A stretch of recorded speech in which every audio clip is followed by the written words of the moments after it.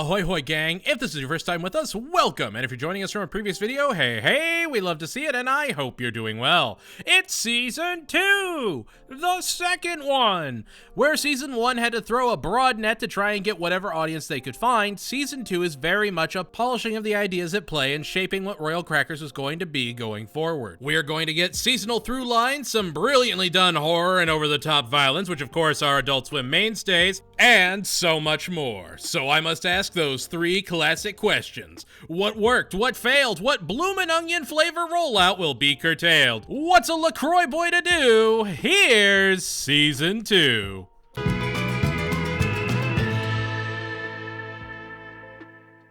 It's the season premiere! Matt's at school where he notices that they're giving out Denizen brand kale chips instead of good, hearty Royal Crackers.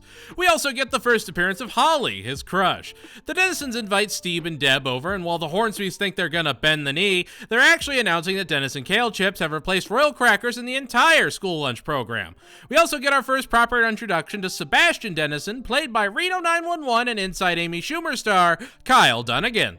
The rest of the episode is basically just Matt and Sebastian getting pushed further and further to fight before having their proper trial by combat. I don't want to get too in the weeds about it because at the core of the episode, it's just Matt has a fight with a bully. It is arguably the second most basic plot of the entire season, right behind prison, but for an entirely different reason. The simplicity of the plot lends itself, though, to showcasing so many other wonderful ideas. Sure, the Hornsbys are shown as greedy and all about that money, but so is everyone else. Sure, Theo is a coward who can't fight another kid, otherwise it's jail time, which is fantastic. But at the end of the day, the family tries to take the need to save Matt from his public brutalization, and that's an important touch that we see grow throughout the season. No matter what, even if they can't believe the monstrous bad boy Matt becomes later in the season, the Hornsbys always stick together. They look out for their own. And honestly, the shattering conclusion of the episode reminds you that you're watching Royal Crackers, and this is just the premiere. This is the start of Matt's growth, and he's again played brilliantly, just absolutely fantastically played by Maya Flanagan. He definitely gets a lot more of the spotlight this season, and they make it absolutely work for his character. Matt could have been any traditional animated son, a Chris Griffin with little effort, but I appreciate how they walk this teetering tightrope with his character. He's awkward, but not too awkward. Weak, but not helpless. He's got a lot of different angles to him, and I appreciate that. Fight for J. Davis High is a money out of 5. Or 8 out of 10. But I'm not going to say money 8 times. You can't make...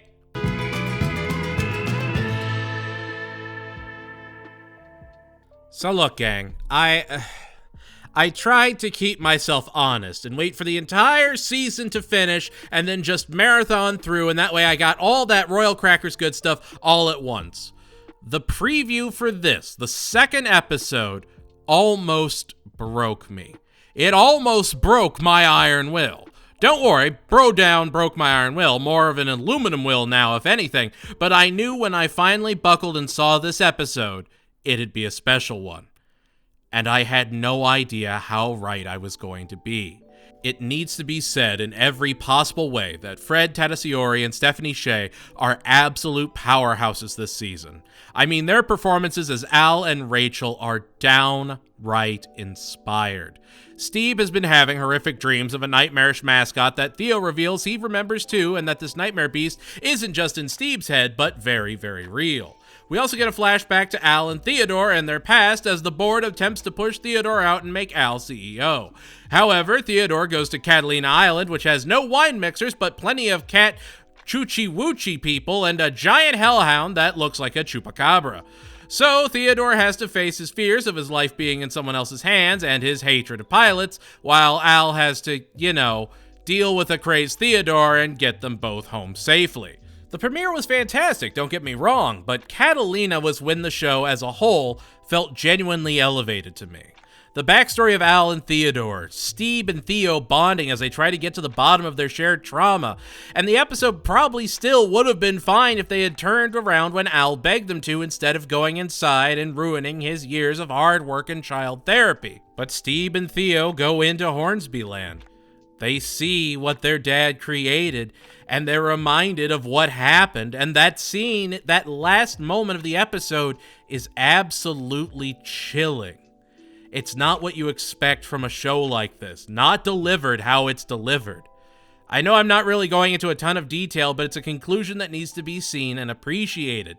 You could put that Rick and Morty Evil Morty song over the last 2 minutes and it would fit perfectly, but that takes away such a crucial element to the season, and that's, of course, the music.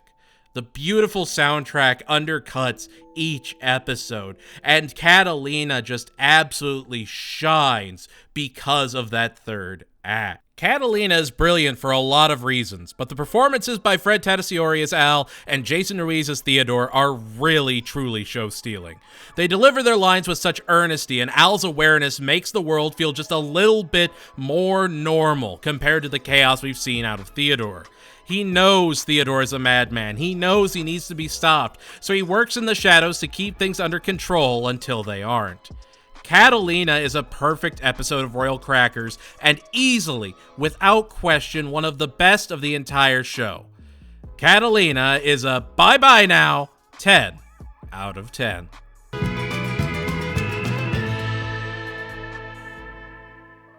I know I talked about her in the 0.1%, but I did want to bring it up in my cycle as well. But Deborah Wilson is actually back throughout the season providing a lot of support voices, and she is just phenomenal to hear. Anyway, it's a Deb and Theo episode, weirdly enough. Steve has been distant with Deb, which causes her to get self-conscious. Meanwhile, Theo is showing his dad the entire discography of nu metal superband Taint, when he has a partially cognizant fit of rage, destroying Theo's Z-pad so he doesn't have to listen to any more of the music that shaped an MTV watching generation. Deb gets a perilous Peloton, Theo goes to get his Z-pad fixed, and Steve is visited by the sagely handyman Deshawn, played by acclaimed actor Clark Peters. Steve confesses to his late-night snacking shame and vows to come clean to Deb, who is doing My Cycle when her instructor Keith, played by Ken Marino, invites her to join a private writing group. All of this is focused around the return of George Zebo, who decides to effectively manipulate Theo into being his new unpaid intern. And Deb is brought to one of his power stations to help power his headquarters. This season is way more intense than the last one, and My Cycle is a beautiful example of the escalation. The violence is way more graphic, which may just be a sign of more budget, but honestly, it really works for the show as a whole as they get to push their boundaries and see what truly fits the spirit of the show. From the brutal conclusion of the last episode to the My Cycle mishaps, that added panic elevates the episode and makes it just shine that much more. Remember, good entertainment evokes emotion. It might not always be laughs and smiles, it could even be that the violence itself is the joke, much like, say, Mr. Pickles or Metalocalypse. It's also wonderful to have Theo and Deb actually teaming up and helping each other. It was a much needed bonding moment for the two and shows that even if Deb is critical of Theo, she does love him deep down. The family's bond is really accentuated this season, and it's honestly great to see them coming closer together with each passing episode.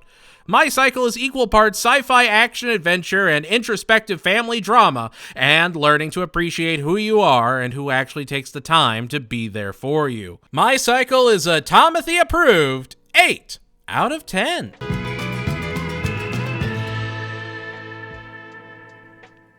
A women's prison inmate, Doris, played by SNL great Rachel Dratch, is about to get out, so she's jumping headfirst into the competitive and weird VHS dating pool, where she comes across the film-recorded Adonis that is Darby, who she's sworn to get a revenge on for abandoning her at her court date.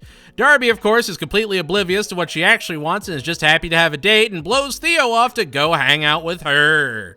Theo, of course, in desperate need of a sponsor as he's in recovery for his crippling, asphyxiating addiction. Theo attempts to hang out without Darby and even runs into the most intense LaCroix boy, Steve, which is honestly one of the absolute funniest things I've seen in a minute.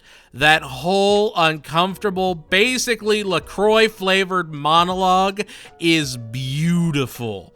Doris is ready to take Darby out when he keeps showing her how much of an eccentric nice guy he is, even hosting a public access homework hotline for kids. None of it's right, but he's trying, he's Darby. We all love Darby. However, Theo relapses without Darby's support. Matt finds him in the act, creating a Carradine, gets traumatized, but we can't worry about that right now. We gotta keep going, keep up. Darby goes out to propose to Doris when he finds out that Theo is in the hospital, and Doris tells him to be there for his bro. We then see that Doris absolutely did the crime she was charged with doing, and that justice was in fact carried out, and that sure, Darby didn't show, but also she was like 1,000% guilty. It's an interesting twist, and honestly, I've heard Rachel dratch in a ton of stuff, even having grown up during her time on SNL, and I gotta say, this is probably one of her best performances. She walks that delicate balance with Doris where you never really know right up until the end what's going on with her.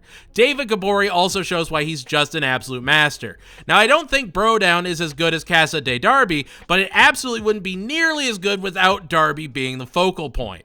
It's also terrifying seeing VHS dating being showcased.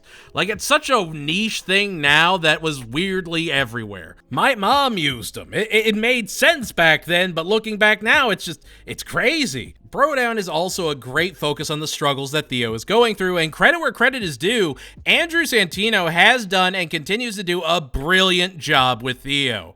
I don't know, he feels like this multifaceted new metal rock god thanks to Santino, and has been growing through this character arc through the season, especially with where we end up going next episode. Brodown is a smoke alarm beeping, Pomplamoose enjoying, 9 out of 10.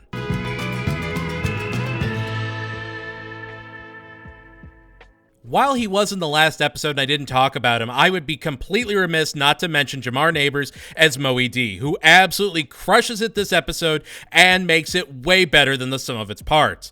King Omar invites Theo and Moe D, the last surviving members of Taint, to perform in Bada after he makes nu metal legal again. King Omar would actually be played by System of a Down's own Darren Malakian, who actually does a terrific job with his character.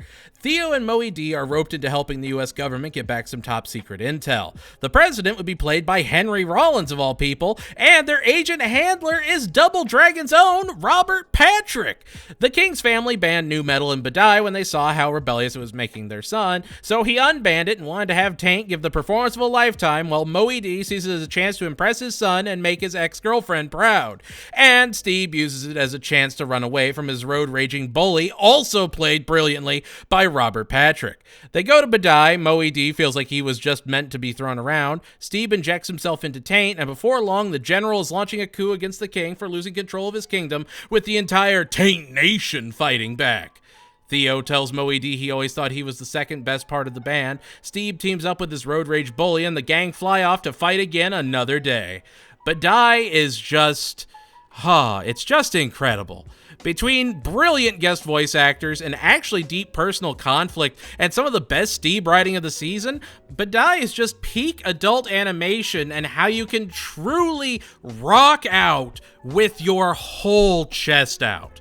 I don't think Bada would have been nearly as impactful earlier in the season, and it ends up being a great example of Theo's growth as a person from who he was last season, but also how truly ride or die he is for Taint and what Taint represents. This is a lifestyle for him. He is determined as very core to rock and blow people's minds. Sure, he wants the money and fame, but he genuinely seems to love nu metal, and I don't know, again, it's that earnesty that makes the show work. Even with the red road rage bully, he felt like a character straight out of a Brad Neely show in the best possible way. Bada shows that Catalina wasn't a one-and-done accident. This season has only been improving episode by episode, and it's crazy to see how far it's come in just 15 short episodes. Bada is a Taint Nation approved 10 out of 10.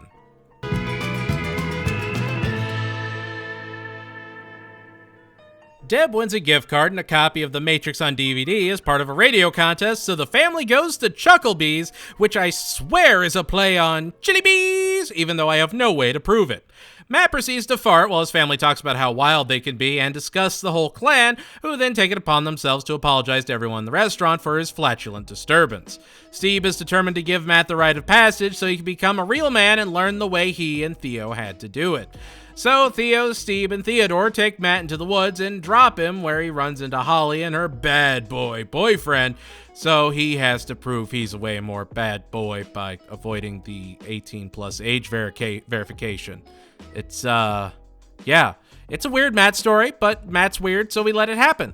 Theo and Steve go in search of a mysterious signal a tracker started picking up, and when they get there, they discover the Choochie-Woochies from Catalina have created a tribe where they worship Theodore with blood sports and naturally choose Theo and Steve to fight for his amusement. Matt delivers a kid like a real renegade. Steve and Theo earn their father's approval in an absolutely twisted way. Oh, and Deb has to stop a leak that alleges with ample evidence that Royal Crackers employed involuntary servants, which while she's on the hunt for the leak, she finds an editor with an article about a haunted mall. That sounds kinda neat. Wonder if we'll get anything with that. Fun fact, Carl, the editor, would actually be played by Matt Servito, who you'd probably recognize as Satan in Your Pretty Face is Going to Hell. It's actually a pretty dense episode, all things considered, and each element is handled brilliantly. Theo and Steve's back and forth rivalry is brilliantly showcased here, as well as Matt's just weird yet earnest way about him. He could have not been completely honest with Holly. He had gotten the full resolution, but he just had to keep talking because he's a Hornsby, and that's fine. But it's great to see Steve and Theo continuing to break the bonds of their past and gain the confidence to walk towards their futures. Tracker is a thumbs up giving 8 out of 10.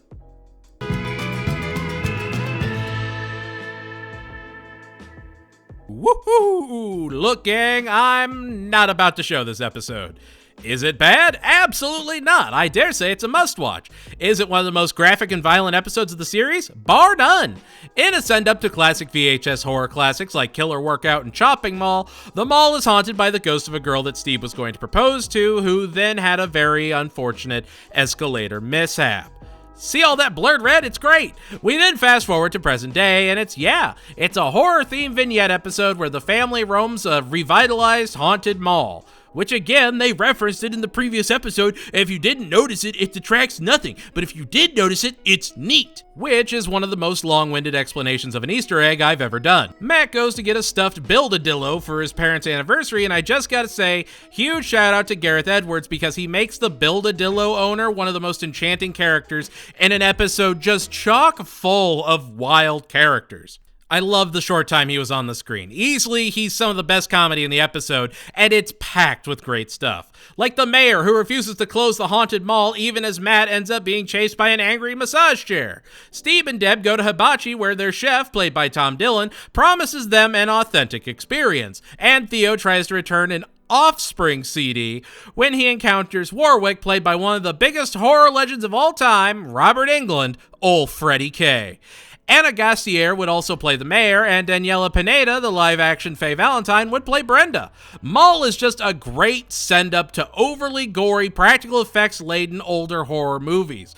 Watch a few Best of the Worst Red Letter Media Halloween episodes and go into Mall, and you'll love it 10,000% more. Mall is just good, over-the-top fun made by people that understand and love the tropes that they're mocking. In a season filled with heavy episodes and a darker tone surrounding Theodore's past, it's great to have an episode like this, where there's very much a lot of horror elements at play, but it still feels like a parody. There's some tongue-in-cheekness there. It still feels like a joke.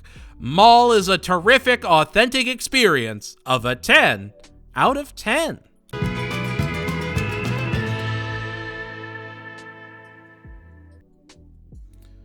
Okay, look.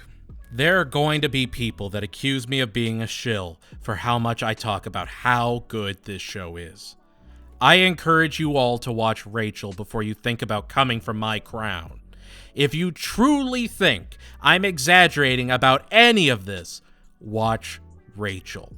If you doubt the emotional gravity of a series about a cracker family, watch Rachel.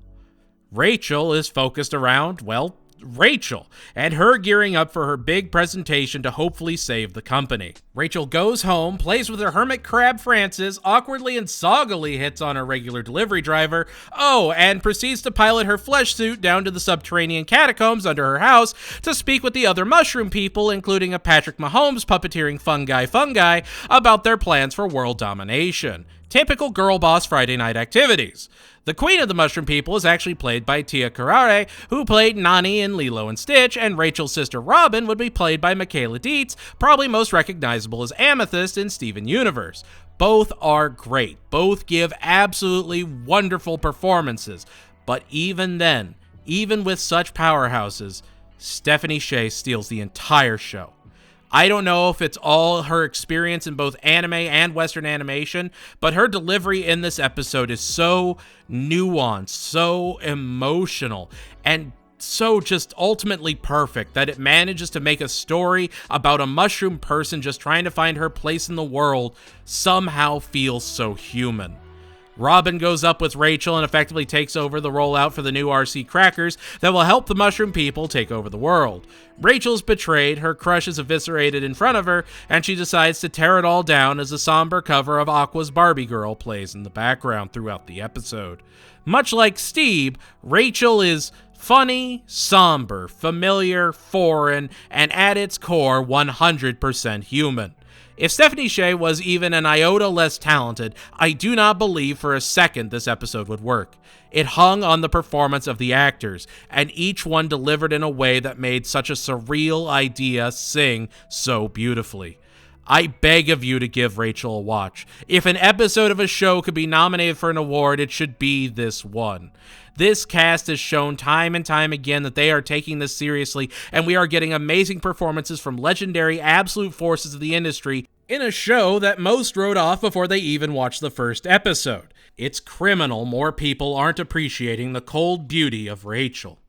Rachel is a spore-spreading, goo-selling 1100 out of 10.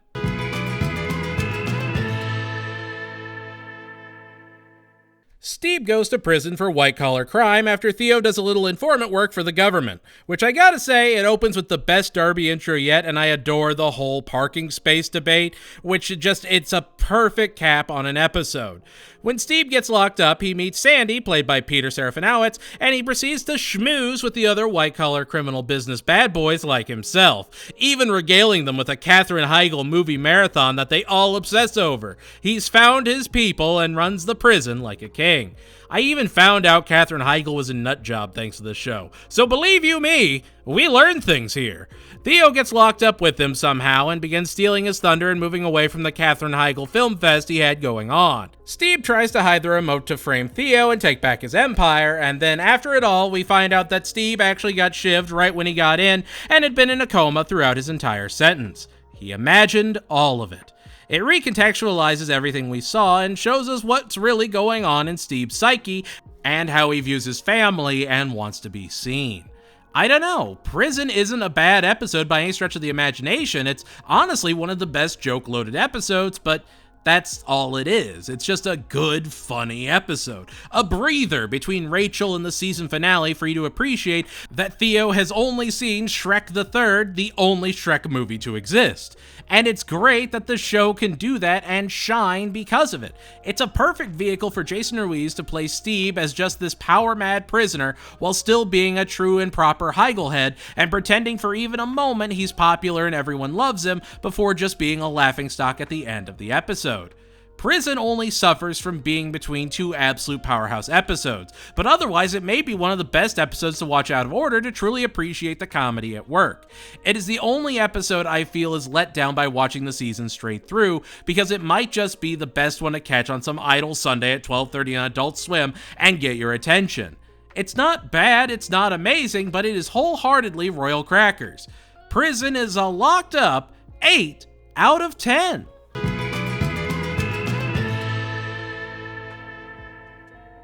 And here we are, the season finale.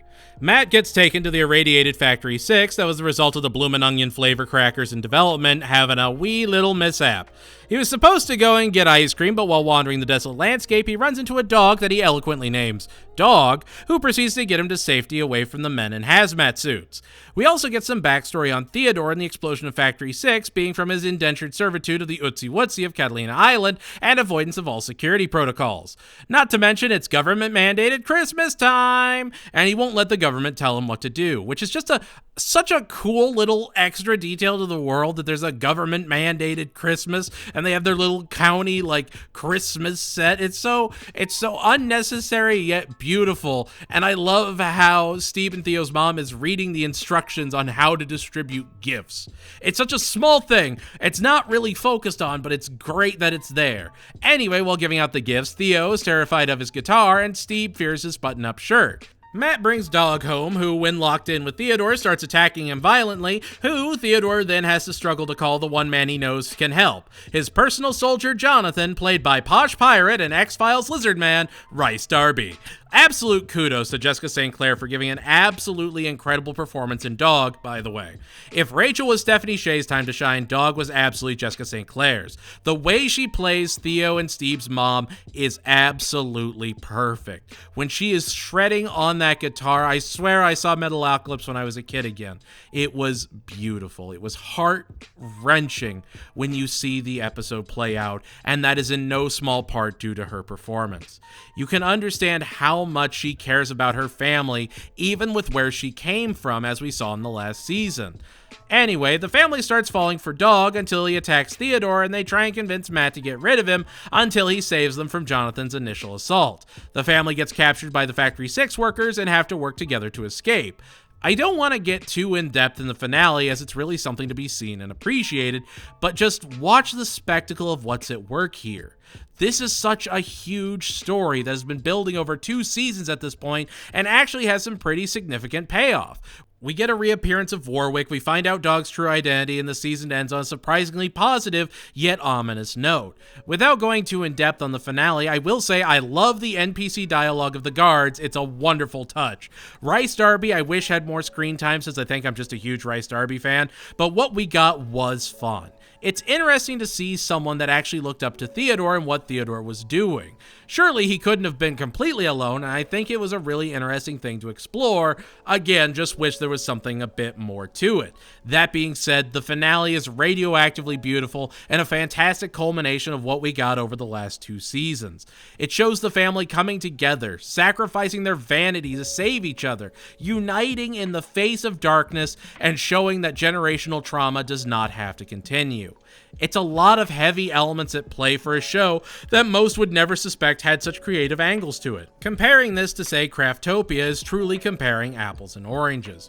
Craftopia is a beautiful introspective piece about Matt that is a perfect bittersweet capstone to his season.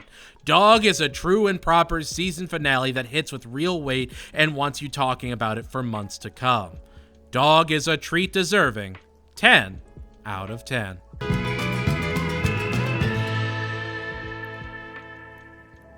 And there we have it, that's season 2! Anything you think I was right on, wrong on? What was your favorite episode, least favorite? Let me know in the comments below. And if you liked what you saw, make sure to like, subscribe, and tell your friends we're out here. Season 2 definitely felt like a more realized idea of what Royal Crackers wants to be. Where Season 1 was reserved and tried to cast as wide a net as possible, Season 2 really leaned into what made the show so unique and made it considerably more violent, creative, and even included several through lines throughout the season. At the time of recording this, there's no news on Season 3 or the future of the show, so I do implore you to give Royal Crackers a chance now while you can. Both seasons are available on Max right now and are well worth the 20-episode investment. And if you want even more Cracker content, make sure to check out my interview of some of the Royal Cracker creative crew, including show creator and voice of Steve, Jason Ruiz, Evan Mann, and Freddie Christie, available right now. Hearing them talk really showed me the passion behind this show. I know I've said it time and again, but please support the official release and give this show a chance. Give these incredible creators, writers, and actors the attention they deserve, and hopefully we can get more creative content like Royal Crackers in the future. This series deserves to be a modern classic, not a cult classic discovered 10 years after the fact. If you ever sang the praises of Venture Brothers, Rick and Morty, Space Ghost, or even Aqua Teen, you need to give this show a chance. Royal Crackers is a show that's been brushed off by too many people, and it pains me when I see people not giving it the love it so readily deserves. I've seen a lot of Adult Swim. I've seen a lot of adult animation. And having talked with the 3 people I got the absolute delight to talk to, I can tell you through and through, this is a series made with genuine heart, made with passion, made by friends that are telling jokes and learning from legends. It's something that I am going to feel passionately about, and I hope you feel passionate about it too. Anyways, I'm rambling. Thank you all so much for watching. I know it's been a minute, but we're finally back. Remember, if you want your name in our credits or want access to early content and exclusive posts, make sure to join our Patreon or YouTube membership today. Stay strong, keep fighting that good fight, and know that no matter what, I'm proud of you, and I know you can achieve something great. Goodbye, everybody, and I'll see you next time.